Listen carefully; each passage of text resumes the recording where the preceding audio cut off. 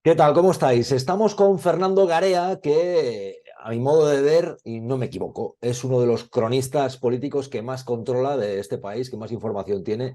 Fernando, ¿qué tal? ¿Cómo estás? Un Hola, saludo. buenas tardes, ¿qué tal, Encantado de Jesús? volver a saludarte. Oye, Te lo vamos agradezco. muy directos con lo que la gente se está preguntando. Ujú. ¿Va a haber gobierno? Sí, no. ¿Va a conseguir la investidura Pedro Sánchez? ¿Cuántas opciones hay? ¿Qué porcentaje en un 100% de un total? ¿Cuánto habría de opciones de que realmente sea así? ¿Cómo lo ves? ¿Qué va a pasar, Fernando? Porque te Yo voy a creo que en preguntar por esto, ya te sí. anticipo que voy a preguntar también por lo que pasa entre Podemos y Sumar, lo que puede estar pasando en el Partido Socialista, el programa de gobierno que han presentado con Yolanda Díaz, etcétera, etcétera. Pero de entrada, ¿va a haber gobierno o no? Y Ujú. opciones que hay. Yo creo que sí, yo creo que en este momento todo apunta a que lo va a haber, entre otras muchas cosas porque todos los que están negociando tienen claro que les es más favorable para ellos que haya gobierno, no. Obviamente para Pedro Sánchez es mejor que haya gobierno, pero también para todos sus posibles socios saben que es una oportunidad única de conseguir según qué cosas y además a todos les une el miedo o el rechazo a que en una repetición electoral sí que pueda tener esta vez mayoría suficiente la derecha y la extrema derecha y por lo tanto ellos dejen de tener un papel activo. Es decir, todos los actores tienen incentivos como para apoyarlo y por tanto creo que va a haber. ¿Qué puede pasar? Es verdad que pueden atascarse en algunos de los puntos, especialmente los que podríamos considerar más simbólicos, porque tienen un significado y siempre es difícil de bordear, y luego hay otros que tienen más que ver con inversiones, con lo económico, que me parece más solucionables. Pero yo si tuviera que apostar dentro de la dificultad que tiene apostar en política y especialmente en la política española, yo apostaría a que sí, que va a haber gobierno de Pedro Sánchez. Voy a añadir algo, porque es así, no es solo que apuestes, lo haces además a partir de la información que tienes, de las fuentes que Claro. van consultando. ¿Cuándo puede haber gobierno, Fernando? Más o Yo creo que menos. la semana que viene, a partir del miércoles, todo se va a acelerar un poquito. Es decir, yo creo que primero era necesario el acuerdo entre el PSOE y Sumar, que aunque era lógico que iba a pasar, era imprescindible que se produjera y además marca un camino en esos acuerdos. Ahora hay un cierto impasse también por el acto del día 31 con la princesa de Asturias en el Congreso y a partir de ahí yo creo que los 3 últimos días de la semana que viene son fundamentales para acelerar esos acuerdos e incluso cabe la posibilidad, no seguridad, cabe la posibilidad que barajan en el Partido Socialista de que incluso al final de la semana pueda ya anunciarse una fecha para investidura para la semana siguiente o para principio de la otra. Por lo tanto, yo creo que no se va a apurar al máximo a menos que surjan inconvenientes para que se haga. Es verdad que a Pedro Sánchez y al PSOE, y en eso se quejan todos sus socios siempre, les ha gustado la pasada legislatura siempre negociar al límite, justo casi al borde de las votaciones, pero me parece que esta vez son conscientes en el Partido Socialista que necesitan acuerdos cuanto antes porque este vacío, este ruido sobre asuntos como la amnistía, creo que no les va viniendo bien desde el punto de vista de la opinión pública. Ahora te voy a preguntar por lo que está en juego y lo que se les puede ceder a los partidos, pero antes de nada te quiero plantear, ¿cuándo puede ser reelegido Pedro Sánchez como presidente del gobierno? ¿Segunda semana de noviembre, tercera? ¿Cuándo más o menos? Yo diría que entre la segunda y la tercera, pero no por lo que digo yo, sino por las fechas que manejan en el Partido Socialista para tenerlo para entonces. Tendrían aún un colchón por si acaso se atascan las negociaciones, pero yo diría que segunda, tercera semana de noviembre sería posible esa investidura. Ujú. Has dicho algo que me parece muy interesante y es el hecho de que a todos puede convenir, en cierta forma, que haya gobierno. Es decir, hay quien ha planteado, por ejemplo, el tema de la amnistía o el tema de lo que puede haber, pues, puede hacer Puigdemont o puede haber dentro del entorno de Junts per Catalunya. Claro, cabe de forma razonable pensar, es que a Junts y a Puigdemont le conviene que haya gobierno, entre otras cosas porque probablemente se ve mejor la vida en Olot o en Girona o en Barcelona que en Bruselas. Más allá de Claro. otro tipo de intereses que pueda haber, ¿no? Pero que es evidente que pensando en lo que puede favorecer o interesar a los actores políticos en esto, pues probablemente les interesa mucho más a todos que haya gobierno, claro. Pero es que fíjate, solemos utilizar una palabra que es la palabra precio para decir qué precio tiene que pagar Pedro Sánchez para conseguir la investidura. Y es verdad que tiene que pagar un precio lógico, pero luego hay otro precio también que sería el que tendría que pagar cada uno de esos partidos entre su electorado si por culpa de una negociación mal llevada o una falta de acuerdo provocaran que gobernara la derecha o la extrema derecha. Hay que recordar que en la campaña electoral de las generales, y además creo que fue decisivo, Santiago Abascal, el líder de Vox, decía que iba a haber un lío enorme en Cataluña, que habría otro 155, etcétera. Es decir, estos partidos independentistas tienen que hacer algo para que no gobierne un partido como Vox, que tiene en su programa electoral ilegalizarles a ellos, ¿vale? Quiero decir, yo creo que eso es un incentivo suficiente como para moverse a llegar a ese acuerdo y a conseguir esas cosas, y por tanto a mí me parece que eso es bastante decisivo, y me parece que además el gobierno está utilizando ese arma para forzar esos acuerdos. Es decir, Junts es verdad que podría buscar el choque y el conflicto, pero me parece que les iría mejor llegar a ese acuerdo. Hay un punto fundamental desde julio, desde el 24 de julio hasta aquí, que creo que no valoramos suficiente por no tener todavía perspectiva. Antes de esas elecciones, antes de ese día, Junts acusaba a Esquerra de traidores por estar pactando con el gobierno central, y Junts no quería pactar nada con el gobierno central. Y de pronto Junts no solo se sienta en la mesa de negociación, sino que pacta la mesa del Congreso, y además avanza en esa negociación, intercambia papeles y está relativamente cerca del acuerdo. Ese cambio que ya ha hecho Puigdemont y ha hecho Junts, a mí me parece que es fundamental en lo que ha pasado en los últimos meses. ¿Va a haber amnistía o va a ser algo parecido a la amnistía? Es decir, algo llamado de otra forma, pero a fin de cuentas amnistía, ¿o qué va a haber en ese sentido? A ver, va a haber una ley orgánica que va a hacer que los que tienen procesos penales vinculados a lo que ocurrió en octubre del 17 y en esos meses queden exculpados de responsabilidad penal.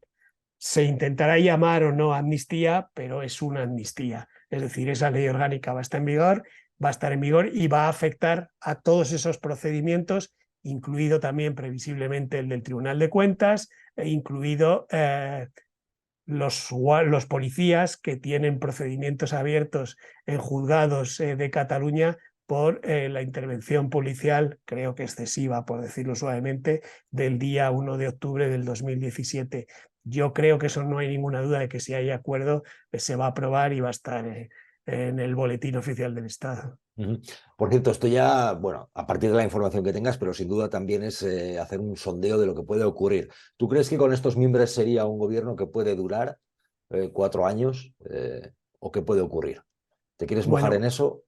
es una legislatura difícil, pero creo que Pedro Sánchez ha dado muestras de la capacidad para subsistir en los momentos difíciles. Luego cada uno podrá decir cómo lo hace, pero que lo consigue, evidente. Yo creo que partir de la base de que va a ser una legislatura corta me parece un error. Es verdad que cada una de las iniciativas va a ser un sufrimiento en el Parlamento. Hay que tener en cuenta que la legislatura anterior el gobierno tenía un cierto margen de maniobra. En unas votaciones podían estar unos, por ejemplo, ley de vivienda no estaba el PNV, pero estaban los demás, en otras no estaba Bildu o no estaba Esquerra. Hay que recordar que Esquerra no estaba en la reforma laboral, por ejemplo. Sin embargo, ahora tiene que ser sí o sí cada uno de esos partidos. Por tanto, cada una de las iniciativas lo van a sudar y van a tener seguro algún traspiés en alguna votación y va a ser difícil. Pero ante eso, lo que propone Pedro Sánchez, y me parece inteligente y lógico, es un acuerdo de legislatura que incluya como mínimo unos presupuestos. ¿Por qué? Porque si son en los presupuestos de 2024 ahora, hace que tengas un año de cierta tranquilidad y la posibilidad para el siguiente de prorrogarlo, con lo cual ya tienes más de media legislatura. Es decir, yo creo que también se completa eso con no presentar iniciativas que puedan ser, digamos, conflictivas entre los socios, hacer una actividad legislativa mucho menor que la que hubo en la loca legislatura, loca no lo digo en mal sentido, loca legislatura anterior. Ahora va a ser una legislatura aparentemente más calmada desde el punto de vista de producción legislativa, pero evidentemente la mayoría está ajustada, que va a ser difícil y va a ser duro, pero volvemos a lo mismo. Lo que tienen enfrente es el pegamento de todos esos partidos. Te pregunto qué está pasando y qué puede ocurrir en los partidos, precisamente. A ver, de entrada, claro, con este escenario, ¿qué puede pasar con Feijóo dentro del Partido Popular? ¿Crees que se va a mantener? ¿Crees que va a tener problemas? ¿Quién puede achucharle? ¿Qué puede estar en su cabeza? ¿Cómo lo ves? ¿Qué está ocurriendo ahí? A ver, ser líder de la oposición no es fácil. Yo creo que si miramos atrás, si miramos con perspectiva qué es lo que ha ocurrido con todos los líderes de la oposición, de todos se han hecho chanzas y de todos se han ridiculizado. Acordémonos de Zapatero, que era Bambi, y había risas sobre él. Acordémonos de Aznar antes de llegar a presidente, era Charlotín y había bromas sobre él. Acordémonos cuando Aznar en el 93 no consigue ganar las elecciones en contra de las previsiones y de las encuestas, queda muy débil y se dice que va a ser sustituido y sin embargo aguanta y luego gana las elecciones y gana 2 elecciones, la segunda por mayoría absoluta. En el caso de Rajoy, en el A Rajoy le año llamaban maricomplejines. Maricomplejines. Y en el Ya que han 2004, sacado los motes, claro, no, es verdad. En el 2004, cuando él iba a ganar las elecciones, según todas las encuestas, eso es otro debate si es por el 11M o no, pero él no gana las elecciones, queda debilitado, se dice que va a ser sustituido, sin embargo aguanta y se presenta a las siguientes. Y en el 2008, cuando pierde, hay incluso portadas de periódico que hablan de que Rajoy se va, sin embargo Rajoy aguanta como líder de la oposición y luego gana en las elecciones. Es decir, yo creo que el tópico de que Feijóo está muy débil, yo creo que hay que revisarlo por varias cosas. Primero, es el único líder de la oposición que ha ganado antes las elecciones, aunque no le haya dado para gobernar. Y segundo, es el líder de la oposición que ha tenido más poder territorial para su partido. Y eso, como vemos a través del Senado, de órganos multilaterales, etcétera, le da un poder al partido. Y a mí me parece que pensar en que Feijóo va a caer inmediatamente y va a ser sustituido, me parece también un poco una quimera. Yo creo que aguantará, es difícil, como digo, estar en la oposición, pero fíjate que si miramos todas las encuestas, sí, las encuestas es lo que tenemos para medir, si miramos las encuestas que se han hecho desde el 23 de julio hasta aquí, tampoco sospechosas de ser pro PP, por ejemplo, las del País y la cadena SER, le dan unos resultados muy buenos a Feijóo y además indican que ha conseguido uno de sus objetivos, que lo está consiguiendo, que es reducir voto de Vox, pensando en que mientras Vox esté fuerte no va a tener ninguna posibilidad de gobernar. Por tanto, yo creo también que lo de la sustitución inmediata de Feijóo es un poco mensaje fabricado por parte de la izquierda. ¿Crees que Ayuso y los suyos le van a intentar mover la silla a Feijóo? ¿Van a plantear un discurso paralelo, alternativo? ¿Lo están planteando ya? ¿Cómo ves ahí la figura de Díaz Ayuso respecto a un Feijóo que se queda en la oposición? Ya lo están haciendo. Yo creo que Ayuso va por libre. Yo creo que Ayuso está más cerca de ser la líder de un populismo en España, pero tiene el inconveniente que está dentro del PP. Y creo que exista Ayuso con esas barbaridades y esas disonancias respecto a lo que hace el PP, no le va mal a Feijóo. Y yo creo que Feijóo lo ha sabido ver y por eso lo tolera. ¿Por qué? Porque le cubre también una parte del espectro. La izquierda todavía no ha sabido cómo tratar a Ayuso y creo que cada día lo que hace es darle más votos todavía e hincharla más todavía. ¿Por qué? Bueno, porque creo que confronta con ella, porque creo que el presidente del gobierno el otro día, por ejemplo, por una referencia que había hecho ella a Argentina, se convirtió en antagonista de Ayuso, cometiendo el mismo error que cometió, creo que fue en el 2021, con la foto aquella famosa de las banderas, casi como si ella fuera la líder. Y lo que hizo fue engordar a Ayuso, que está encantada además de ascender, digamos, en la valoración y en la política a base de confrontar con Pedro Sánchez.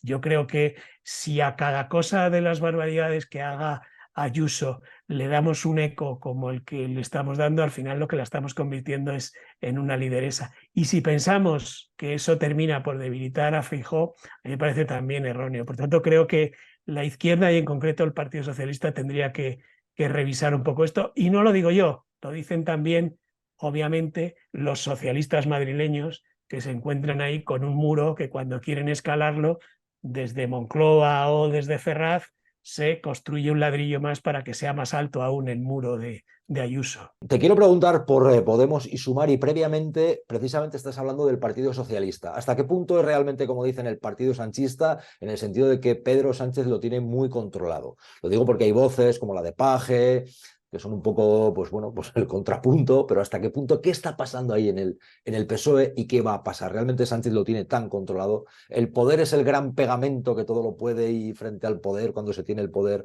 poco hay? ¿O sí hay run run y no se atreven a Pues salir a te decirlo? digo, sí a casi todo. Es decir, yo creo que es un partido muy monolítico. Yo creo que Pedro Sánchez lo tiene absolutamente controlado. Hay alguna voz como la de Paje que casi le da un poco de coartada también cuando hay alguna cosa de estas. Supongo que le provocará cierta incomodidad, pero en general los cuadros del PSOE no le discuten ni muchísimo menos. Creo que además el resultado del 23 de julio le ha fortalecido aún más en el partido. Y de hecho hay una cosa muy curiosa y que creo que ha pasado muy inadvertido. Poco antes de las elecciones generales, en las municipales y autonómicas, hubo varones y alcaldes que perdieron sus gobiernos o sus ayuntamientos, en mi opinión, pagando los errores de gestión del gobierno de Pedro Sánchez, desde el sí es sí a alguna cosa respecto a los independentistas y Cataluña, y luego remontó Pedro Sánchez. Quiere decir que esos varones y alcaldes son los que pagaron en ellos el pecado de lo de Pedro Sánchez. Y no he oído a ninguno de ellos, la van quizá, pero tampoco muy claramente, reprocharle eso a Pedro Sánchez. ¿Por qué? Porque luego con el resultado de las generales consiguió remontar esa situación y ahora no hay ningún debate interno. Yo creo que de nuevo volvemos a lo mismo. Hay muchas bases y dirigentes socialistas que, con tal de que siga gobernando el Partido Socialista y que siga teniendo el gobierno de coalición y Pedro Sánchez en la Moncloa, creo que pasan por algunas cosas como la amnistía, etcétera, aunque no les guste, porque creo que hay muchas bases del Partido Socialista que no les gusta, pero lo ven casi como un mal menor.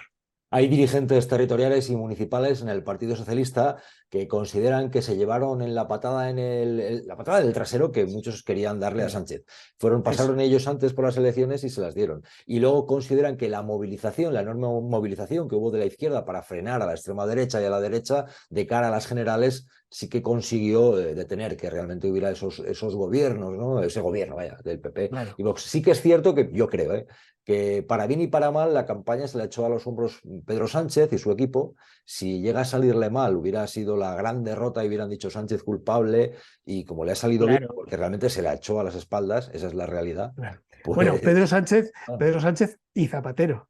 Sí, sí, sí, bueno, digo, bueno, cuando hablo del equipo de Sánchez, Sí, sí, tú no digo sabes que se porque incluye a Zapatero. creo que la participación de Zapatero Total. fue muy importante y decisiva porque consiguió algo muy inteligente, que es apelar a esta especie de patriotismo de partido que hace que te movilices con lo que sea. Ahora, no cabe duda, y aunque esto siempre es una hipótesis que es discutible, pero si ese resultado no se hubiera producido, si la derecha y la extrema derecha hubieran tenido 4 escaños más y hubieran conseguido gobernar, en este momento el cataclismo en el Partido Socialista sería tremendo. No habría sanchistas, todos Total, habrían dejado de ser total. sanchistas. La política es así, pero es verdad que mientras tengas ese gobierno, por eso Pedro Sánchez también tiene que conseguir este acuerdo para la investidura, porque es un pegamento para mantener su poder dentro del partido.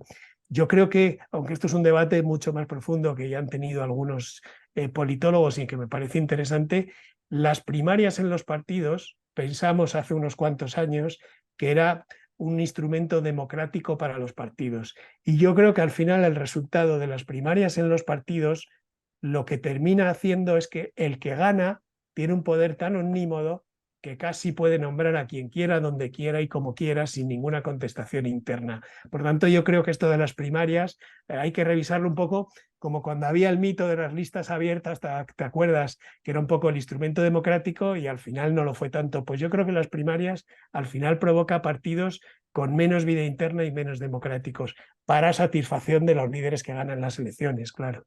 Claro, aquí es el efecto claramente de un resultado electoral que fue muy favorable, a pesar de que gana Feijóo, pero no le da para gobernar, en contra de las encuestas que daban por muerto a Sánchez, y Sánchez, y cuando incluyó a Zapatero, evidentemente están ahí, porque tú sabes que en ese círculo pues hubo algunos que se borraron o están en contra, como Felipe, como Guerra, pero Zapatero estuvo ahí y hay una serie de intereses alrededor de Sánchez, y ahí está Zapatero sin duda, y ganaron, y como han ganado, pues tienen el poder.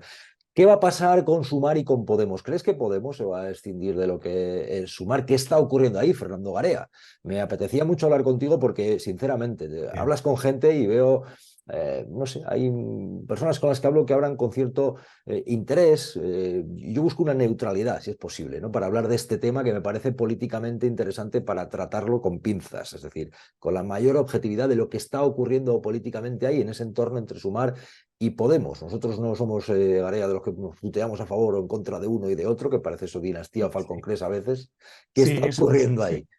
O estás conmigo o estás contra mí. Eso es, No, eso es. No, yo no. creo que para analizar este tema hay que tener en cuenta y hablar claro. Sumar se crea para superar, acabar, sepultar o el verbo que quieras a Podemos, ¿vale?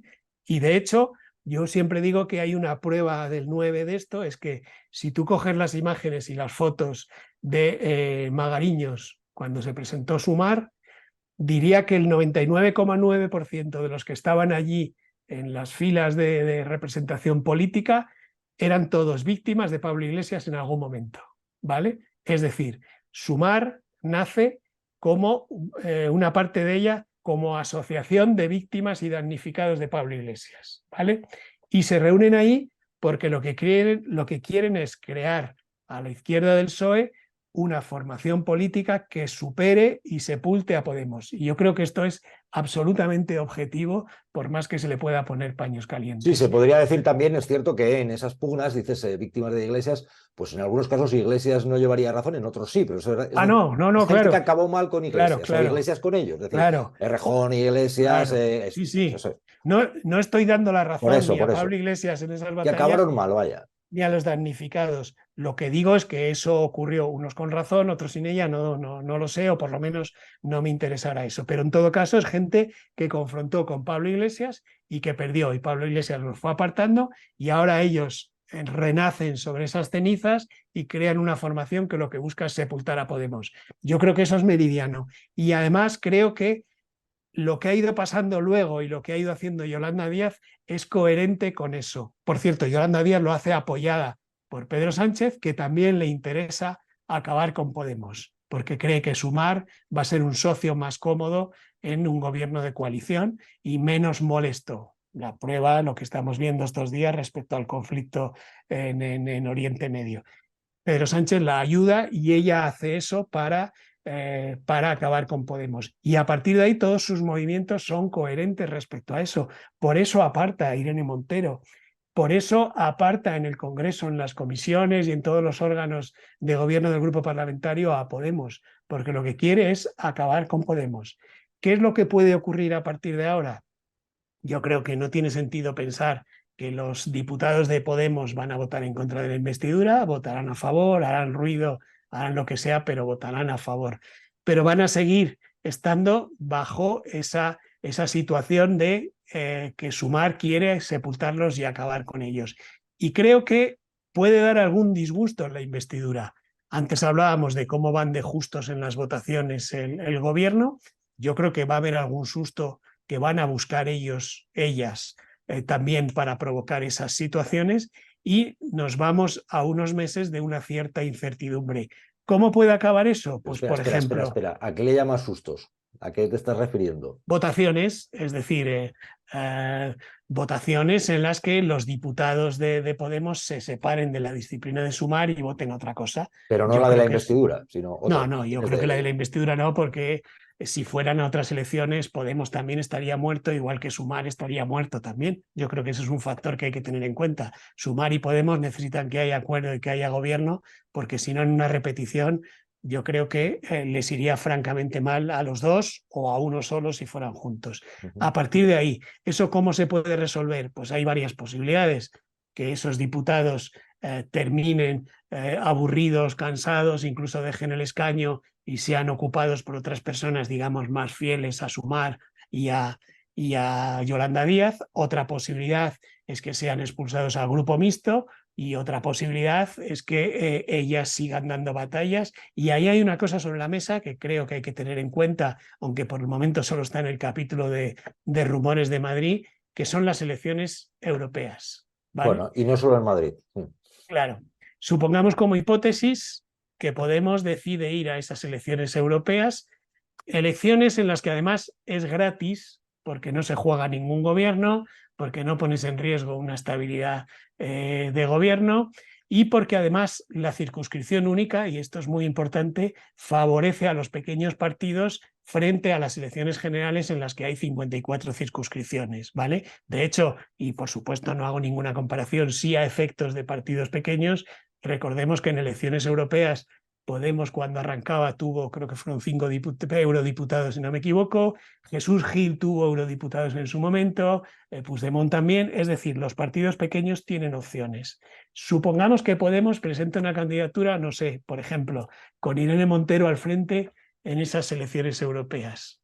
Yo creo que ahí tendríamos un elemento de conflicto y yo no descartaría que se puedan producir esos escenarios.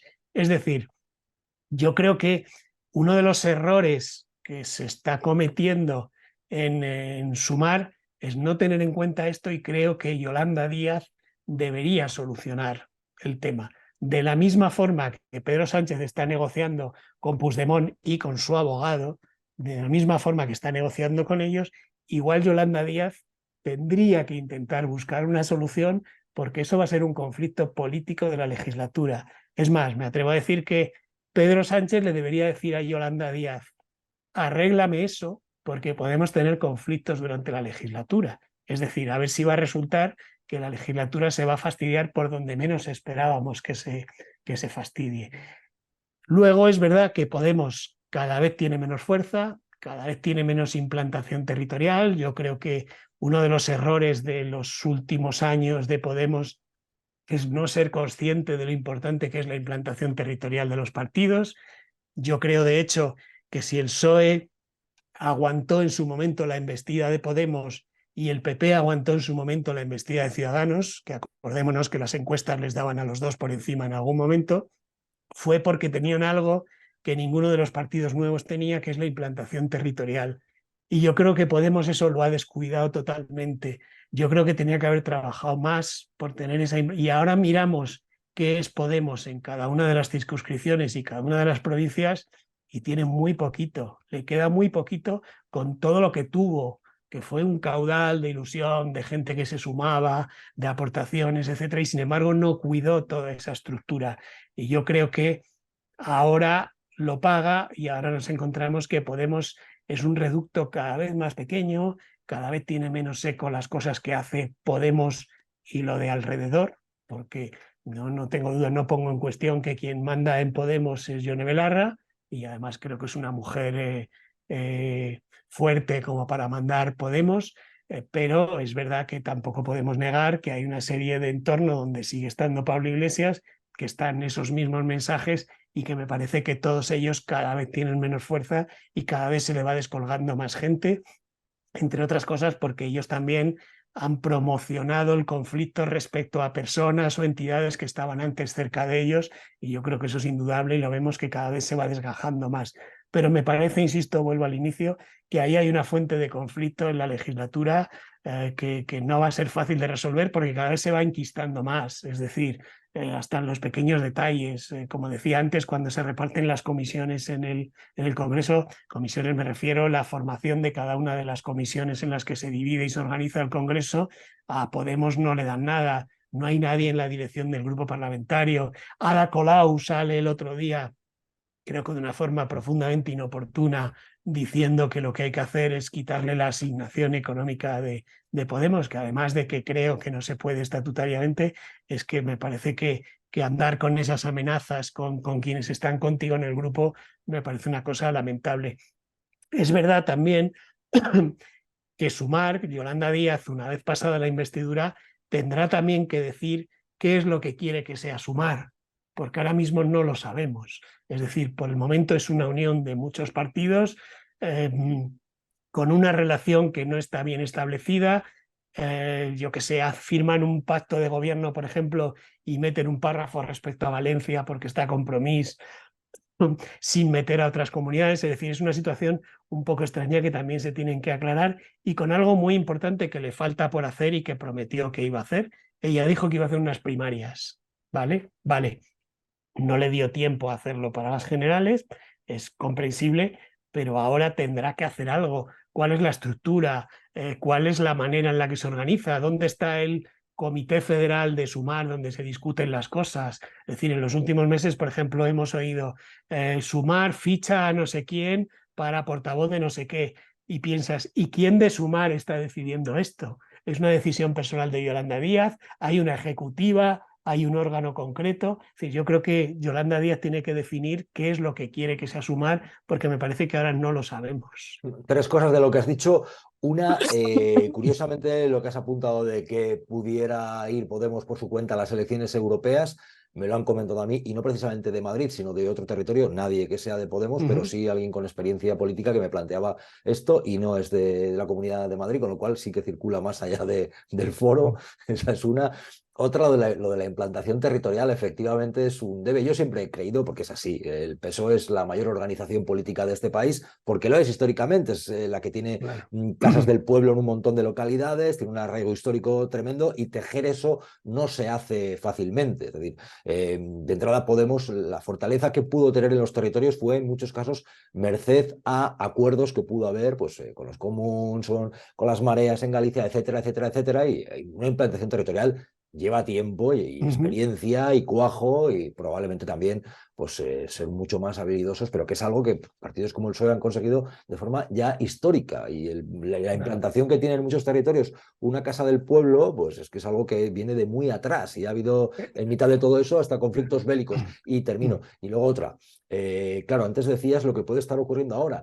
Hay también un pecado original, es decir, efectivamente ahora se nota claramente la estrategia de Yolanda Díaz de tejer su propia historia y dejar a un lado Podemos, y efectivamente ese debilitamiento se ha visto también el papel que puede tener Pedro Sánchez, ¿no? Pero también es cierto que ahí está el pecado original de Iglesias, que al final hizo una especie de dedazo con Yolanda Díaz, que cuando dijo me Claro, voy, sí, dijo, sí. será, es decir, que en ese momento sí que podían haber dicho, me voy, Pablo Iglesias, me voy, pero abrimos un proceso para unas primarias, etcétera, desde ya y todo esto, ¿no? Y ya directamente convocar, haber hecho una salida más ordenada.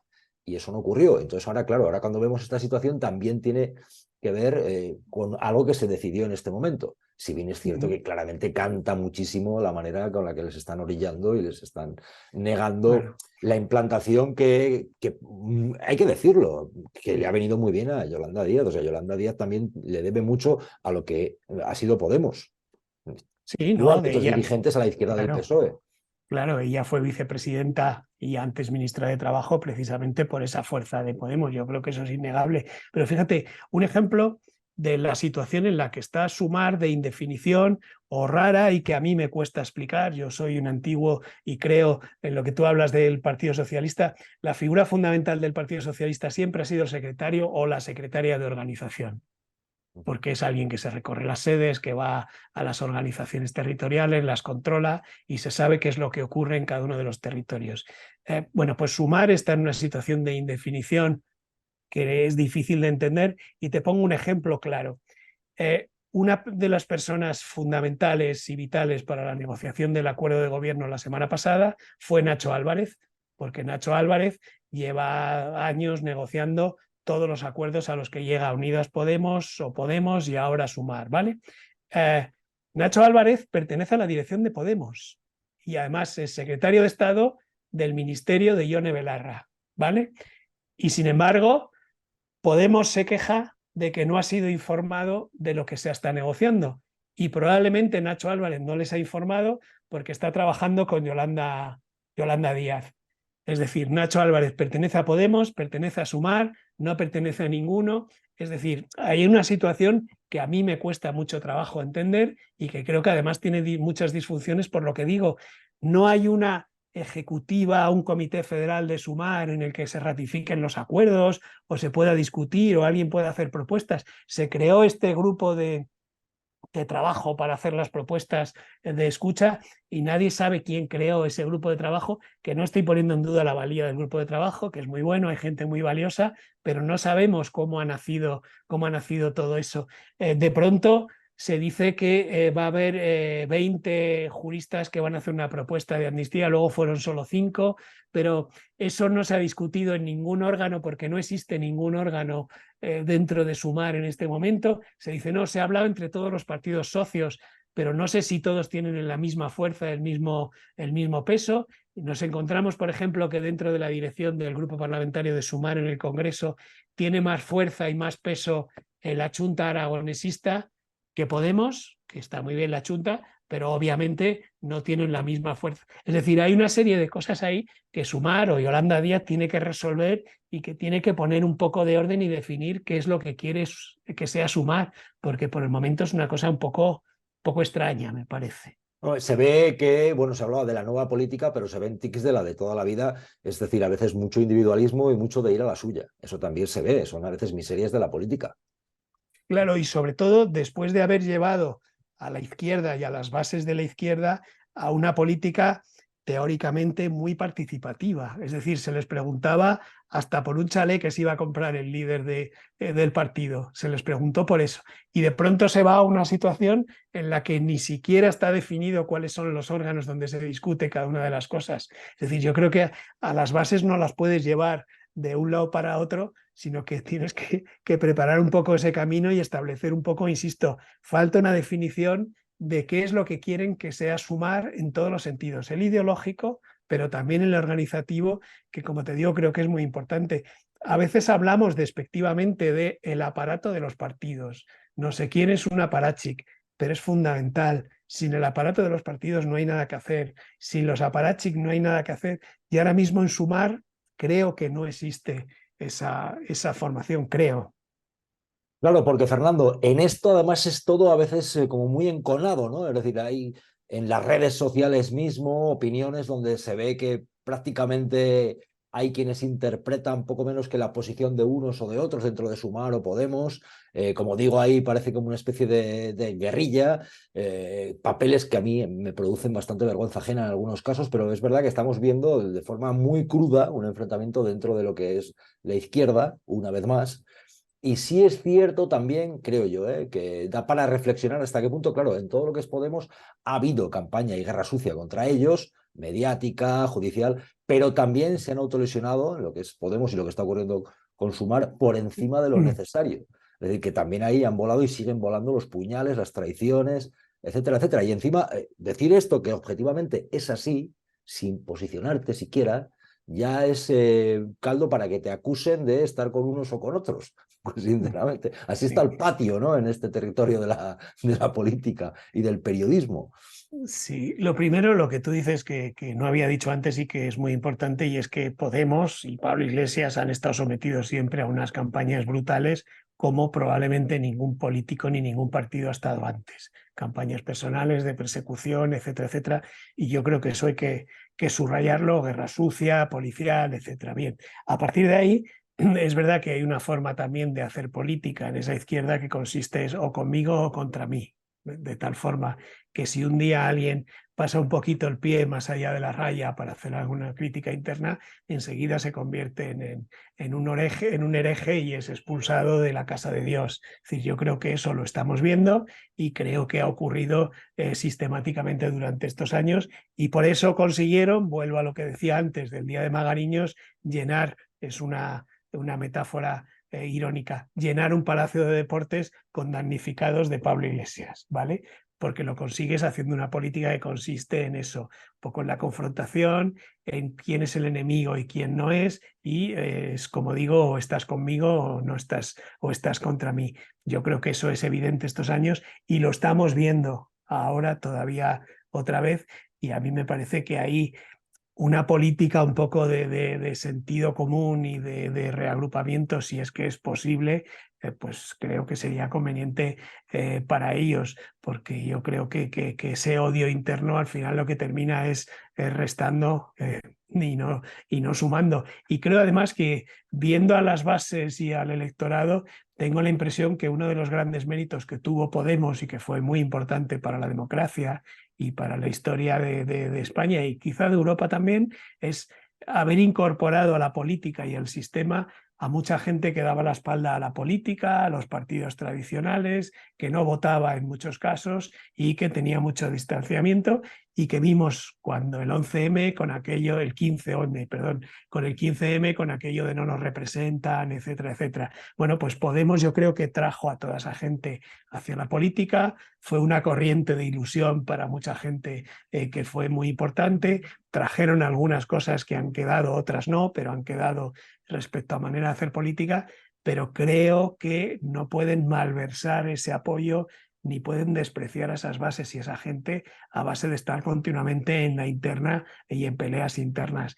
Y digo peleas internas, pero a veces la pelea también es no hacer caso a una parte de tu coalición, no darle la cuota de poder que les corresponde en los grupos parlamentarios, no hacer un debate interno como corresponde, no respetar a un partido como Podemos, que con todos sus errores puede aportar algo también. Es decir, yo creo que ahí también el liderazgo también se ejerce buscando cómo aglutinar y no solo separar. Has dicho también que Pedro Sánchez está en la jugada o en el interés de enterrar o de debilitar a Podemos. ¿Y eso por qué sería y en qué lo ves? Bueno, yo creo que había una parte del liderazgo de Pablo Iglesias y de Podemos que a Pedro Sánchez le incomodaba, que era esto de hacer públicas las discrepancias, sacar los pies por alto cuando hay diferencias.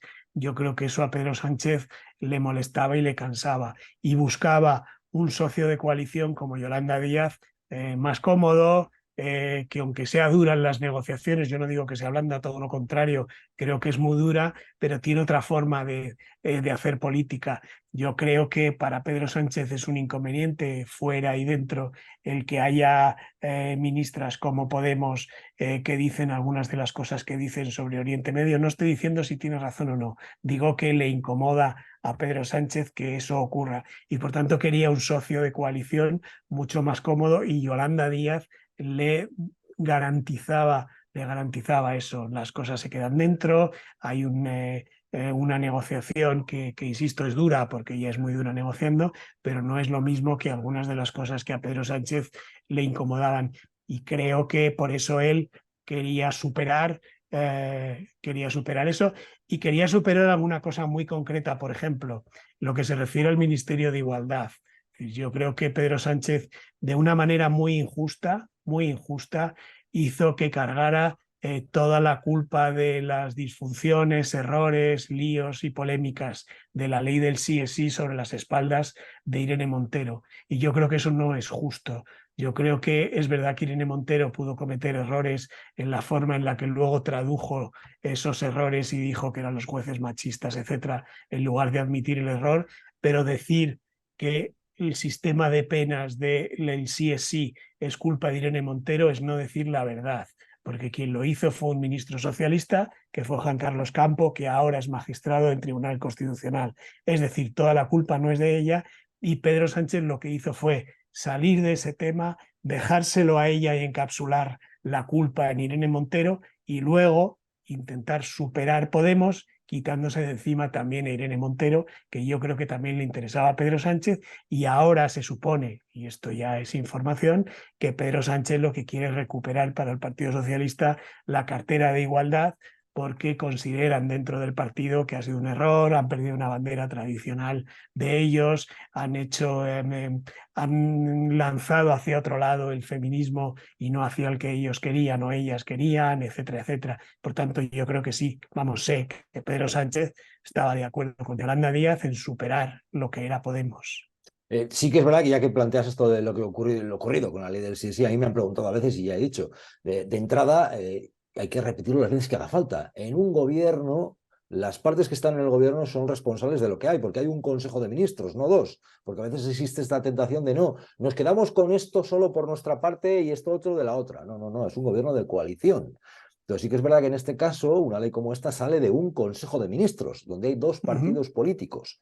Es más, la supervisión de las leyes se lleva a cabo en Presidencia, Secretaría General de Presidencia, etcétera, etcétera. Es decir, el para bien o para mal era una ley de todo el gobierno.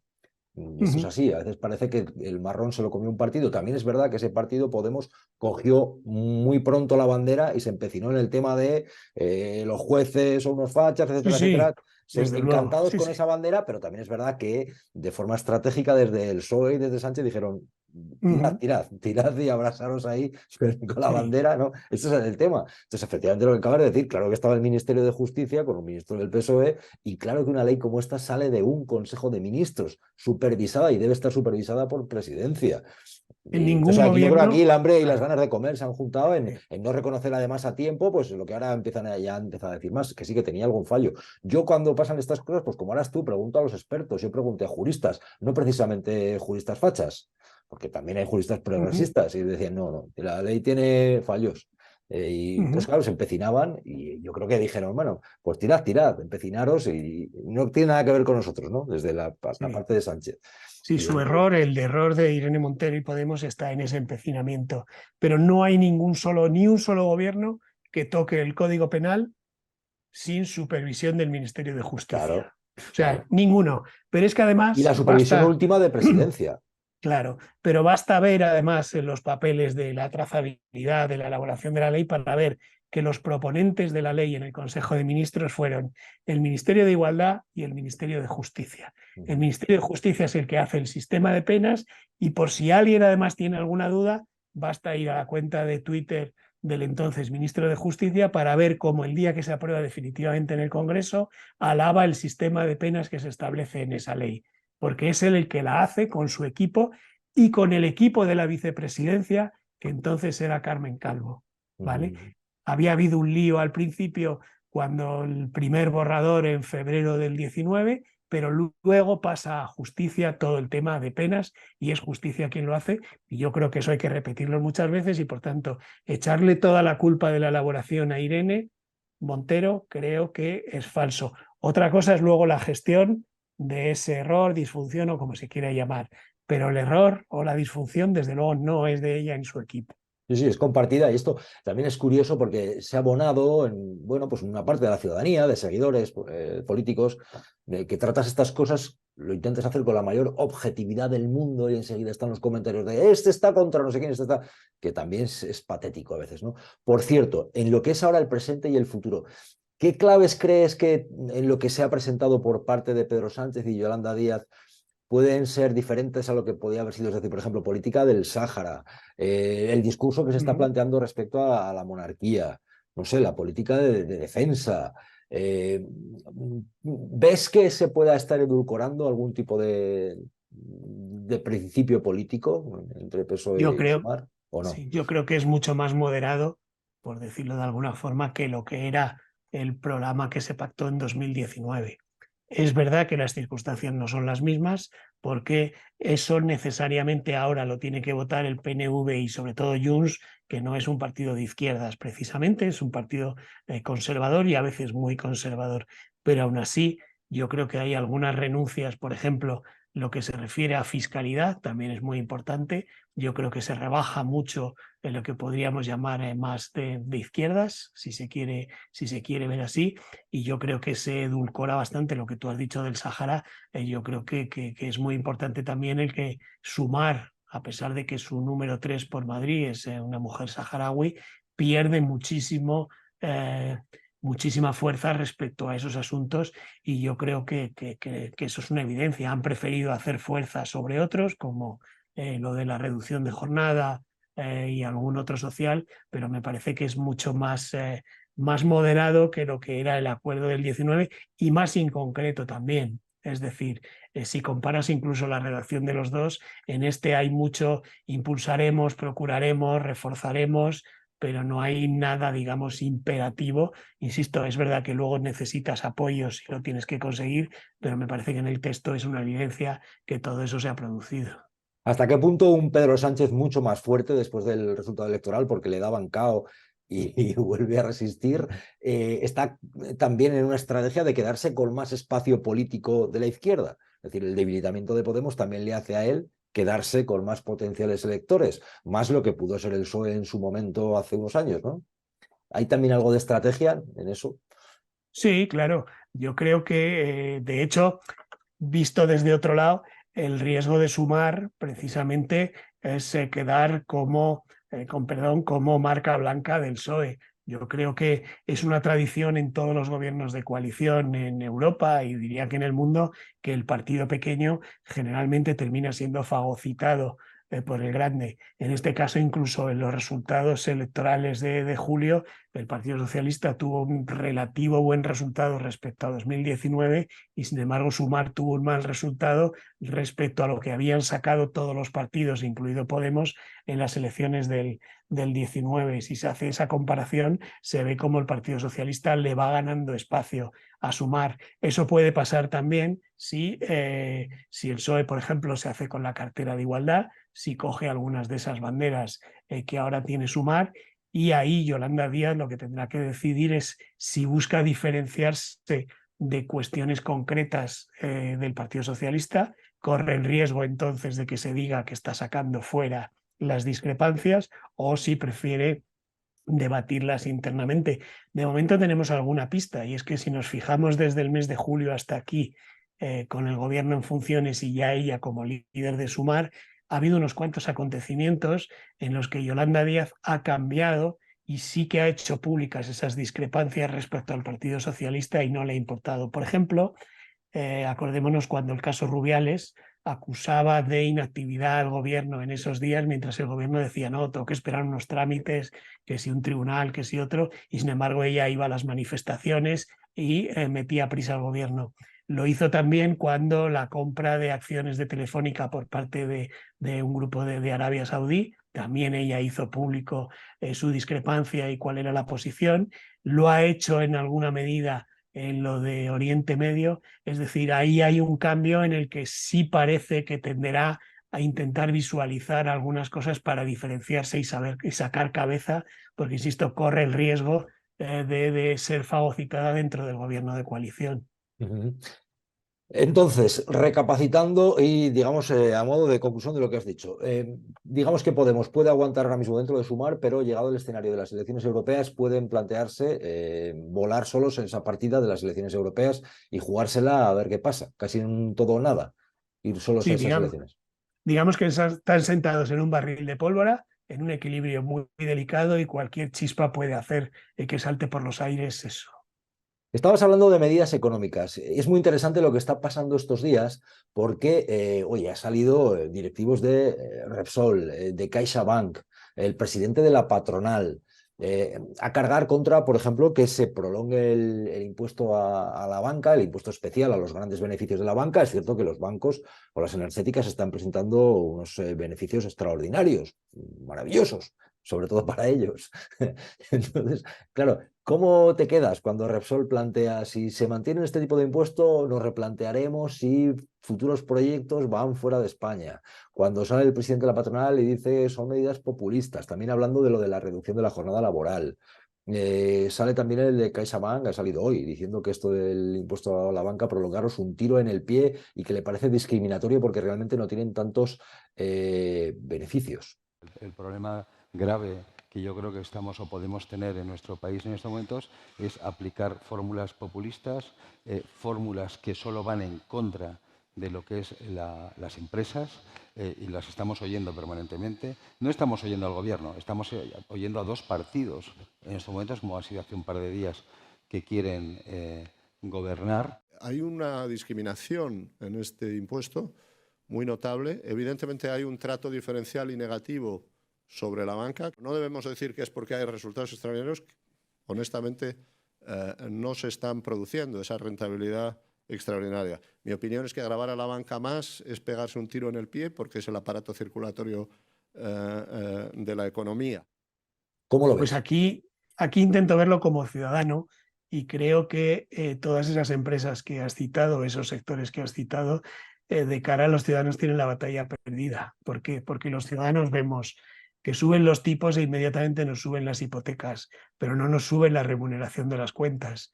La luz nos ha seguido subiendo durante todo este tiempo. El combustible sigue subiendo.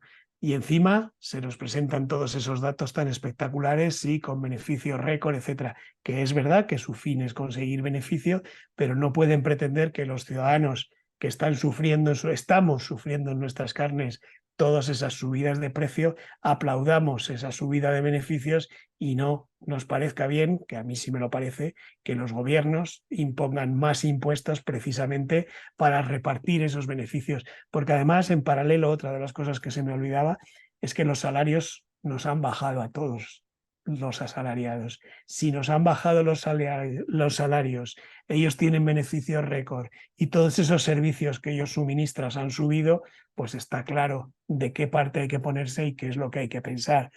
Estarán, supongo, en su derecho de protestar y quejarse y discrepar de esas medidas, pero a mí me parece que la vía es esa. Quien más tiene y más gana es quien más tiene que aportar para soportar la situación de todos. Wow, me parece muy difícil de discutir, sinceramente.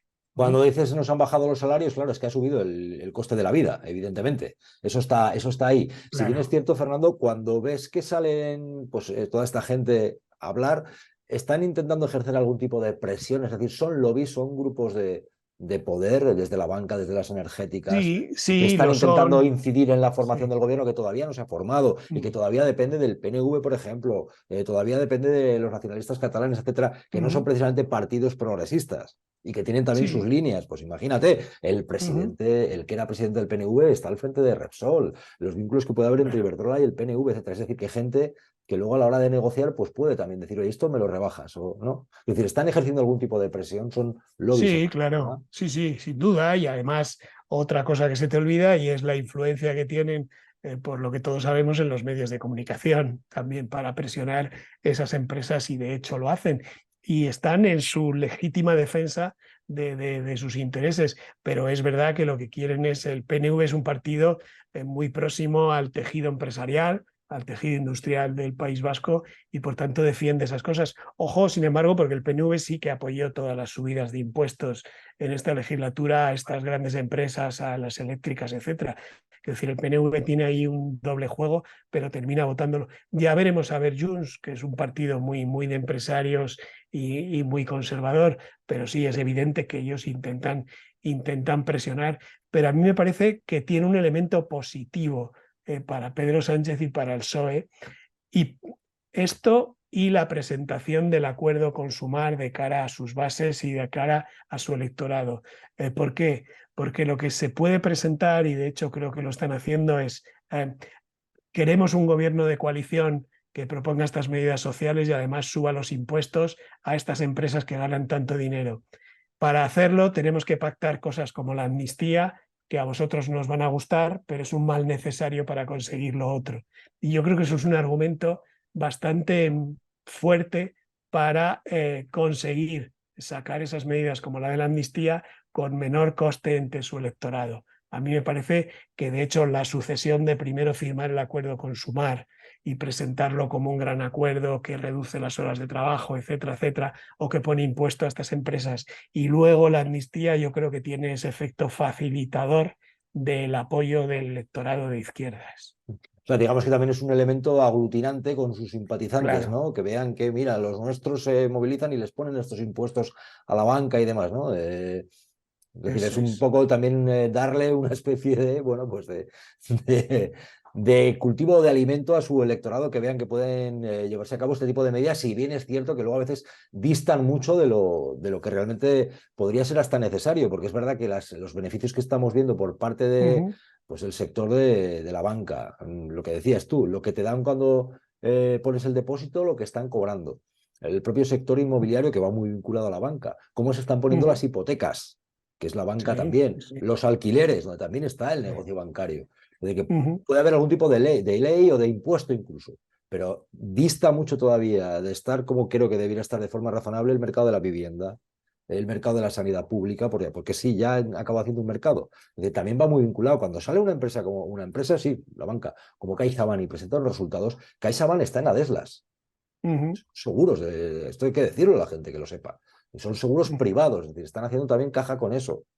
Porque el Sí, sí, debilitamiento de la sí. pública está Sí, fortaleciendo el negocio de la privada, también con la sanidad, también con claro. las hipotecas. Es decir, con las cosas mollares, con las cosas fundamentales, ahí están ellos. Y luego un impuesto que tampoco es para tanto. Claro, salen y patalean, porque yo creo que dicen, vamos a patalear para que parezca que nos están haciendo mucho.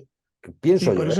por eso te decía que te respondía como ciudadano, porque yo también pago la luz, la hipoteca y todas estas cosas, y veo esto que ocurre, y por tanto me pongo en la piel de cualquier otro ciudadano y siento que si les oigo quejarse de que les van a poner un impuesto, digo, bueno, pues amigo, ¿qué le vamos a hacer? ¿No? Vamos, pero que claramente es una estrategia, ¿no? Digamos que primero están diciendo, ay, que me duele mucho para que en cierta forma pares, ¿no? Pero no. El tema está en que les sigue yendo muy bien. Acaban de presentar beneficios, pues, que son o los más grandes de toda la historia o los segundos o por ahí, ¿no? Bueno, otra cosa que de la política que te quiero preguntar, por cierto, Fernando, ¿qué va a ocurrir o qué está ocurriendo con Vox? Porque hemos visto cómo salía Espinosa de los Monteros, Olona, que sigue por ahí también haciendo declaraciones llamando chiringuito a su expartido, hablando del negocio económico. Se habla también del sector de los más duros. ¿Ahí qué va a ocurrir? Que no hayamos hablado de, nos habíamos dejado esta pata y es muy importante porque eso ya no es lo que fue, ¿eh? No sé qué lobbies también hay ahí que están moviéndose, pero porque se habla de gente que son ultracatólicos, del negocio que está ocurriendo con la fundación, el manejo de dinero. ¿Qué está pasando ahí, Fernando? Yo no conozco bien el mundo de Vox, lo reconozco, pero sí que veo los resultados y veo que en las elecciones generales a ellos les fue mal, entre otras cosas porque se constató que una parte de la ciudadanía no quería que Vox gobernara en las generales, en el gobierno y tuviera mayoría con el PP en el Congreso. Yo creo que hay un rechazo a esas propuestas. Yo creo que además no han sabido gestionar el impulso que tenían de populismo y que sí han sabido gestionar en otros países.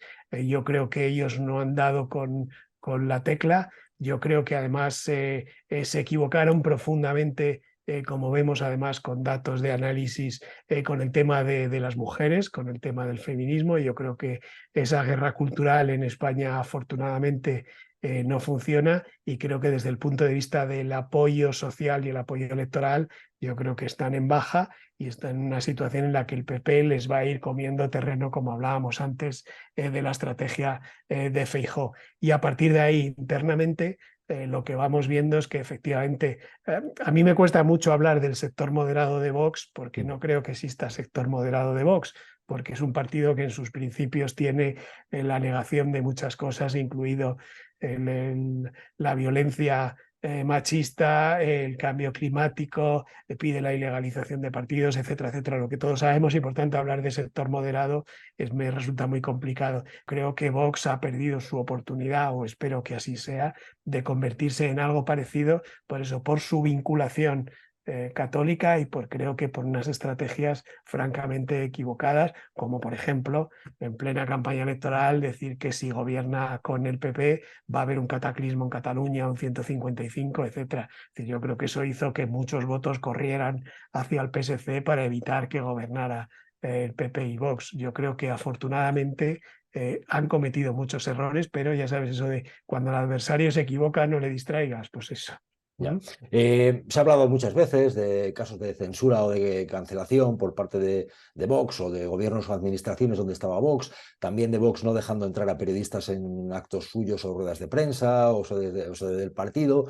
Pero bueno, como Fernando Garea tiene casos en los cuales lo ha dicho en unos casos y en otros, veíamos en estos días como en la rueda de prensa del Consejo de Ministros, Fernando Garea planteaba, igual que Carlos Cue, ¿no?, que estaba habiendo menos preguntas en la comparecencia después de la reunión del gobierno. Ocurría esto y te voy a preguntar por qué. Cue. Y terminamos. Sí, le quería preguntar, aparte, bueno, es verdad que hoy es un día especial, pero cada vez son menos las preguntas. Yo creo que deberíamos revisarlo esto. Digo, como soy el último en decirlo y me toca a mí, lo digo por mis compañeros. Y creo que no me he dejado nada. Habríamos terminado, les veo con mucho interés. No sé si voy a poder aclarar alguna cuestión más. Señor Garea. Gracias. Me sumo primero a lo del compañero sobre la reducción progresiva de preguntas de esta rueda de prensa. ¿Por qué este planteamiento, Fernando? Es decir, preguntas tiene que haber siempre y cuantas más mejor. ¿Pero qué está pasando ahí? Sí, vamos al contexto. Primero, desde hace meses, pero bastantes meses, hay una tendencia de que en esa rueda de prensa en la que habitualmente, según hemos comprobado los periodistas, se llegaban a hacer hasta 10 preguntas, 10 intervenciones de periodistas para preguntar por temas diferentes, se ha llegado a un punto en el que el otro día fueron solo 3 y hubo 4 por la insistencia, pero es una tendencia que ya está ocurriendo en los últimos meses. Y además era un día en el que se presentaba el acuerdo entre PSOE y Sumar sin posibilidad de hacer preguntas, ¿vale? Y sin embargo, el argumentario de la portavoz del gobierno en esa rueda de prensa era discreción en la negociación, pero transparencia en los acuerdos, ¿vale? Es decir, era toda una absoluta incoherencia y por eso los periodistas que vamos habitualmente los martes a esa rueda de prensa llevábamos tiempo quejándonos de que cada vez se limitaba más esa rueda de prensa y llegamos al punto del otro día que duró solo un cuarto de hora, 15 minutos nada más. Y entonces por eso decidimos primero Carlos Cube y yo quejarnos un poco en nombre de todos los que vamos de esa limitación de preguntas, que es verdad que para un portavoz o un político es inconveniente, pero nosotros estamos ahí para hacer eso, pero no porque a nosotros personalmente nos interese preguntar y que nos contesten, sino porque de alguna forma interpretamos que lo que preguntamos nosotros es lo que le puede interesar a los ciudadanos y que por tanto es lo que necesitamos saber y por eso lo hacemos. Es decir, considerar que es una petición, una reivindicación nuestra, creo que es un error. Es algo que creo que compete a todos los ciudadanos y esa rueda de prensa siempre ha sido un sitio donde puedes preguntar de todos los temas de actualidad para tener respuestas. Yo espero que la semana que viene eso se subsane paulatinamente, porque creo que sería un error por parte del gobierno, sobre todo porque luego cuando llegaron las elecciones generales, el PSOE y el gobierno y el propio Pedro Sánchez se quejaban mucho de que tenían los medios en contra, que no había, digamos, venta posible a través de los medios de las cosas que hacían. Bueno, pues igual lo que tiene que hacer es mejorar ese tipo de comparecencias y darle un poco más de transparencia.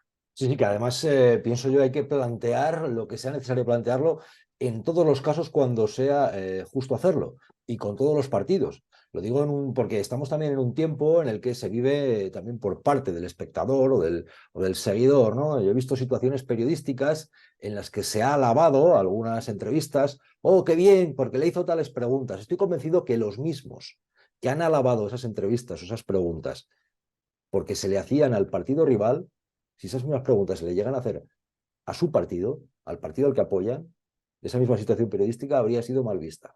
¿Me explico? Sí, sí, Estamos está también en un claro. tiempo en el cual, por desgracia, hay una parte de la ciudadanía que no quiere que le cuentes lo que pasa o que le hagas las preguntas que hay que hacer al dirigente político. No, no, lo que quieren es que le hagas las difíciles al partido rival, que esas como nos gustan, pero luego cuando vaya el de mi partido, cuidado con qué preguntas le haces porque entonces ya pasas a ser sospechoso. Esto, por desgracia, está ocurriendo en el periodismo. Entonces, si se plantea que no se pueden hacer las preguntas necesarias, pues se dice, sea el dirigente que esté de un partido o de otro. Eso es el periodismo. Lo otro ya es otra cosa. Sí, está claro. Está claro, está claro. Yo creo que nosotros los periodistas no tenemos que ser protagonistas. Yo creo que estamos para preguntar. A veces en una entrevista tampoco hay por qué discutir con el entrevistado, sino simplemente que te cuente las cosas y te diga las cosas, pero creo que al menos el derecho a preguntar creo que tenemos que tenerlo. Y eso se debe aplicar a ruedas de prensa. Por ejemplo, tú lo has mencionado antes, creo que hay que rechazar siempre lo que hace Vox de permitir que determinados medios de comunicación no entren a sus ruedas de prensa. Yo creo que eso es un horror, pero también hay que denunciar cuando se presentan acuerdos sin posibilidad de preguntar o cuando los líderes políticos solo hacen entrevistas en los medios que consideran afines, ¿vale? Que esta es otra, pero bueno, quizá nos llevaría a otro debate. Y además pero reiteradas también... en muchos casos. De ir Bueno, siempre reiteradísimas, diría. Aunque sea muy burdo, pero van con ello, ¿no? En algunos Por casos. lo que sea. Sí. Por lo que sea. Sí, sí, sí. Aunque es muy gordo lo que se ve ahí, ¿no? Es muy evidente, ¿no? Sí, sí. Pero lo Sí, cierto es que está ocurriendo, ¿verdad? Totalmente. Como Sí. tal hay que decirlo. Además, ya digo, estamos en un tiempo en el que desde el periodismo la situación es la que es, pero también hay que decirle a la ciudadanía, lo digo por los comentarios que se ven a veces en este tipo de entrevistas, sobre el Twitter, que también la ciudadanía tiene que pensar, ¿usted quiere que le cuenten noticias o quiere que le hablen mal del partido al que no vota y bien del partido al que usted vota? Pues Sí, eso sí. ya no es periodismo. Totalmente. Usted, Sí. vaya a otra oficina, vaya a otra puerta porque aquí Sí. no es. Y Sí, pasa sí. eso mucho, ¿no? Pero si va a Garea, Sí, totalmente, oiga, totalmente. Sí. que creemos que no nos están, que cada vez hay menos preguntas. Oh, este Garea ya se nos ha vuelto no sé qué. O al revés, ¿no? Estamos en ese Sí, nivel, yo ¿no? en redes unos días soy facha y en Sí, otros soy rojo. Es y a tremendo lo y cada mejor- vez uno ya es más sospechoso. Además, en casos que tú y yo hemos vivido de cancelación, por cierto, de cancelación Ujú. tremenda, que los hemos vivido, y esto, pues, uno podrá establecer grados de quién cancela más o quién censura más o menos, pero por desgracia hay casos variopintos. Eso hay que decirlo así. Totalmente. El Sí, periodismo sí, está sí, como está sí. y a la ciudadanía hay que decírselo porque los tiempos que corren son así. Y también a veces desde la dirigencia política pues también se quiere que haya un tipo de periodista, pues igual más domesticado o simplemente que sea correveidile o Sí, algo parecido, ¿no? luego también los periodistas deberíamos hacer autocrítica y también También. explicar bien qué es lo que hacemos, pero bueno, eso es otro tema de Sin otro duda, sin día. duda, sin duda. Está Sí. clarísimo. Además, yo creo que en todo este tipo de cosas, yo pienso que lo más importante es poder dar la cara con dignidad. Es decir, poder afrontar. Yo ahora mismo estoy haciendo un montón de actos por España. Pues ahí Ujú. estaba, por ejemplo, estuve ayer en Fuente Palmera, en Córdoba. La semana que viene voy, estoy el día 2 en Cáceres, el día 5 en Herrera, Sevilla, el 7 voy a estar en Rivas Vacia, Madrid, etcétera. No paro. Yo voy ahí y la gente pregunta abiertamente, pero sí que es verdad que oyendo a la gente hay cosas muy interesantes pero otras que duelen porque yo creo que hay mucha gente que se ha quedado con 4 o 5 estereotipos de lo que es el periodismo, que probablemente alguien les está diciendo de forma machacona y los repiten. Yo, no sé, yo intento apelar a que la gente reflexione más allá, es decir, que la gente tenga un criterio propio, que piense por sí Sí, sí, misma, sí, sí. que no repitan ¿Sabes qué pasa? consignas. Estamos en un momento de polarización complicado y que tiene que ver con las redes. Yo estos días, y también lo dejo ahí, estoy un poco asustado con lo que está ocurriendo en redes respecto a lo de Oriente Medio. Total, Si te fijas y he hecho la prueba, lo puedes hacer en Twitter. En cuanto pinchas dos cuentas, que por ejemplo son un supuesto, dicen que Israel son los buenos, a continuación en tu TL se te llena de cuentas que dicen que Israel es de los buenos. Y al revés, y al revés. Eso quiere decir que al final los ciudadanos lo que recibimos es lo que refuerza nuestra posición y ni siquiera podemos dudar de nuestra posición porque no recibimos la información de las otras posiciones, ¿vale? Y eso hace que veamos todo este tipo de cuestiones a veces como si fuéramos hinchas de fútbol, de nuestro equipo hoy ha hecho esto y el equipo contrario ha hecho lo otro, porque, insisto, no tenemos contraste porque no recibimos tweets de cuentas que no tengan nada que ver con lo que nosotros pensamos. Antes en Twitter tú tenías un TL con los que seguías y te llegaban esos. Ahora no, ahora es el famoso algoritmo quien decide qué es lo que tienes que ver tú y si estás en un equipo o si estás en otro. Y si estás en un equipo, empiezas a recibir cuentas que refuerzan esa posición de ese sí, que equipo. favorece Me parece muy la peligroso lo que está polarización. ocurriendo. Total, yo estoy Sí. escribiendo un libro ahora que Ah, espero pues entregar mira, en enero y estoy hablando mucho de esas cosas también.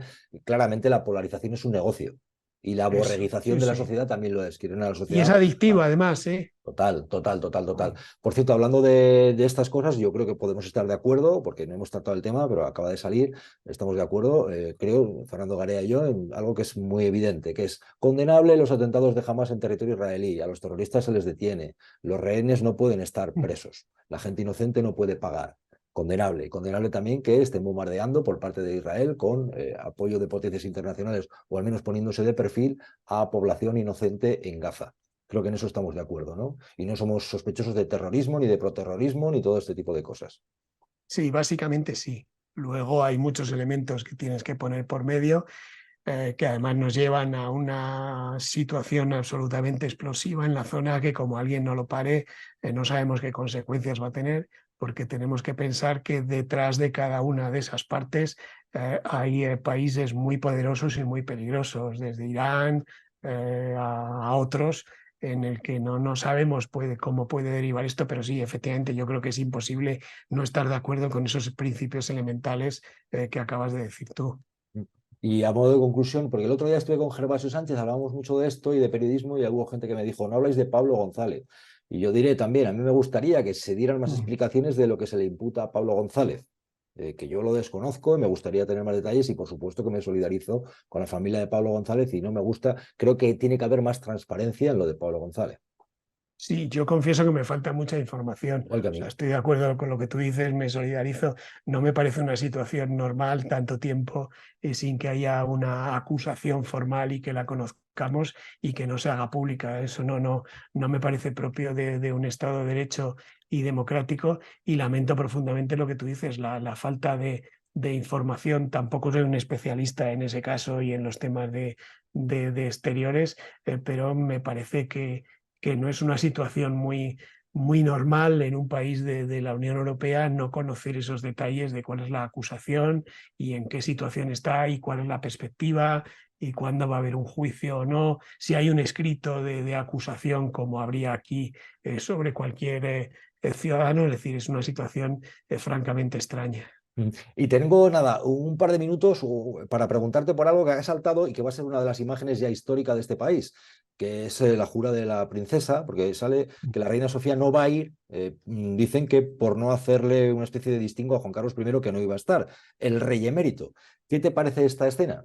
Que va a ser sin duda histórica, claro, con los añadidos de que no va a estar el emérito, que está en el país del Golfo, valga la redundancia, que no va la reina, no sé cómo describirías este momento que se va a vivir. Se está levantando también esa sede que tú tanto conoces, que es el Congreso, se está remozando de una manera tremenda.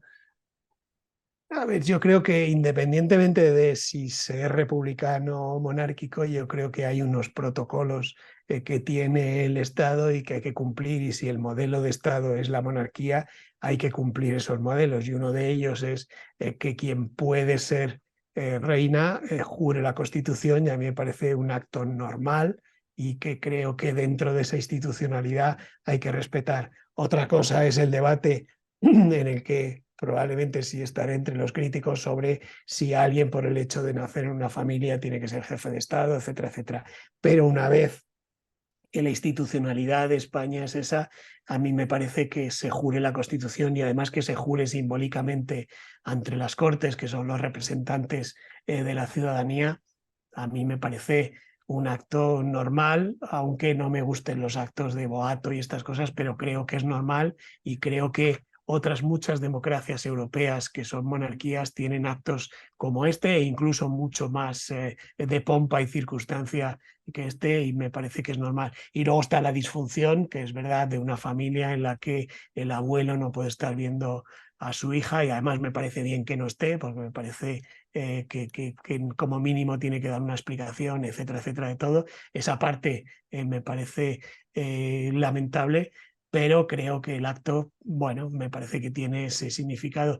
Y luego además tengo la impresión que desde la parte de la sociedad que no simpatiza, digamos, con una monarquía, sí que tengo la impresión de que Leonor ha entrado bien en la ciudadanía y en la opinión pública, por una campaña de imagen o por lo que sea, pero me parece que ha entrado bien. Creo que además en las últimas semanas, respecto a la princesa de Asturias y el resto de la familia, ha habido un cambio de percepción notable desde el punto de vista de los ciudadanos. Antes veíamos una familia con disputas internas, con mucha frialdad, sabiendo lo que supimos luego del rey emérito, de las cosas que hacía y el desprecio hacia su mujer, y sin embargo ahora creo que les está funcionando bien a la Casa Real, a Zarzuela, el presentarse como una familia mucho más normal que lo que era la otra, incluso con unos afectos que nunca vimos aparentemente en la otra familia. A mí me parece que en eso sí que han avanzado y han conseguido que Leonor entre bastante bien en la opinión pública. Pues es cierto que cuando dices normal, normal, rompe con lo que es una familia habitual, porque como también decías tú, pues evidentemente solo por nacer en ese seno ya tienes un derecho a la jefatura del Estado. Claro. Pero sí que es cierto que es, vamos, años luz, efectivamente, los hábitos del rey actual con los que tenía el anterior. A nadie le cabría en la cabeza que el actual anduviera por ahí con los palacetes con las queridas, las cacerías aquellas, etcétera, etcétera, ¿no? Eso está claro. Y esto no es ni ser monárquico ni nada de esto, es describir los hechos. Y es verdad que también es verdad que hay imágenes determinadas que se están transmitiendo, ¿no? Que sí que dan, bueno, pues una impresión de que es otra historia de lo que tanto tiempo se vivió con Juan Carlos, que era un mundo, a mi modo de ver, lleno de fantasía e ilusión, absolutamente fingido, porque luego ya vimos lo que había, ¿no? Que eran los manejos de los testaferros, los palacetes y esos hábitos viciosos y corruptos, y lo de ahora sí que es verdad que no tiene nada que ver, esa es la realidad, ¿no? Eso es cierto. Sí, Vamos a ver qué es lo que aparentemente ha ocurre. cambiado. Digo aparentemente porque también entonces se decían algunas de estas cosas y luego vimos que todo es mentira, y por eso pongo esa prevención, pero sí me parece que ha habido un cambio y que creo que se ha sabido cortar en gran parte, al menos de imagen y de impresión, respecto a toda la etapa anterior. Dicho esto, se pueden tener sensibilidades republicanas, por supuesto, Sí, y comentar claro, estas cosas claro. que están cambiando, del mismo modo que se puede pedir que hay que avanzar más en la transparencia, en saber cuál es el patrimonio, la fortuna que hay en general, el hecho incluso de lo que es la sucesión a la corona para el papel femenino, ¿no? Que se dice, no, para no abrir el melón de la Constitución y todo esto se puede avanzar mucho más, pero ojalá todo vaya siempre, creo yo, avanzando. Lo anterior, Sí. que ya es solamente ya esa anomalía de que no vaya a estar el rey emérito en este acto, ya es bastante llamativo, ¿verdad? ¿Qué Sí, haremos sin el sí. emérito y sin Froilán? Sí, en eso tiene mucho margen de mejora en lo que se refiere eso, a transparencia y a ese tipo de cambios. Por eso hablo de la apariencia, pero a mí me parece que eso funciona. Y luego, insisto, el acto del martes, yo creo que es un acto que si lo que hay es ese tipo de institucionalidad, creo que hay que funcionar por ello y respetarlo. Y yo creo que los partidos que no quieran ir están obviamente en su derecho de no ir, y me parece respetable. Me parece mucho más criticable cuando esos partidos no van a zarzuela, cuando hay que hacer una investidura y hace la ronda al rey. Ahí sí me parece que es criticable y creo que los partidos deberían ir, y no se es menos republicano por ir, porque de hecho en momentos duros además ha habido representantes de lo que fue Amaiur, lo que fue Rivas Batasuna, que fueron a zarzuela, y yo creo que es una institucionalidad que hay que cumplir. Si se tiene un escaño o la responsabilidad de un grupo parlamentario, no solo se tiene unos beneficios o un poder, sino que también se asumen unas responsabilidades de institucionalidad. Y la única forma de que el jefe del Estado sepa cuál es tu posición en una investidura y qué estás dispuesto a votar es ir a decírselo directamente. Y por eso no estás legitimando la monarquía, insisto, ni eres menos republicano, sino que estás cumpliendo la institucionalidad. Otra cosa es un acto solemne como este, pero Claro. creo que son distintos planos y distintas cosas. Sí, sí, dicho de otra forma, se puede ser republicano, pero al final la jefatura del Estado que hay ahora es la que es, se puede incluso proponer cambiarla, ¿de acuerdo? Pero como la que es, el que es ahora es el que a la hora de decidir a quién le encarga la investidura tiene que saber lo que piensa cada partido.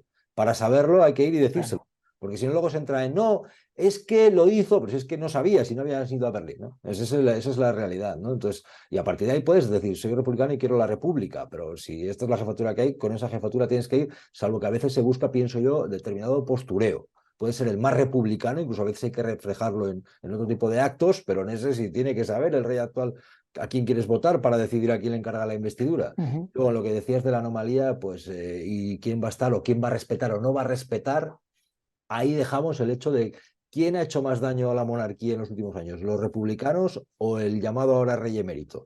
¿Qué No, no, anomalía sin más? duda. El que no vaya a estar en ese acto, que es, dicen, Juan Carlos I, pues ese es el que respetar, tela marinera. Fernando Garea, que un enorme placer compartir Igualmente, momentos, amigo. además hacerlo nosotros vamos, a mi modo de ver, creo que vamos absolutamente libres de una cosa y de Sí. otra, decimos lo que pensamos y que siga y que dure. Muchísimas Pues gracias una vez más, Fernando. muchas gracias a ti, Jesús. Salud, Suerte, un seguimos. abrazo. Gracias. Chao, chao. Adiós, adiós.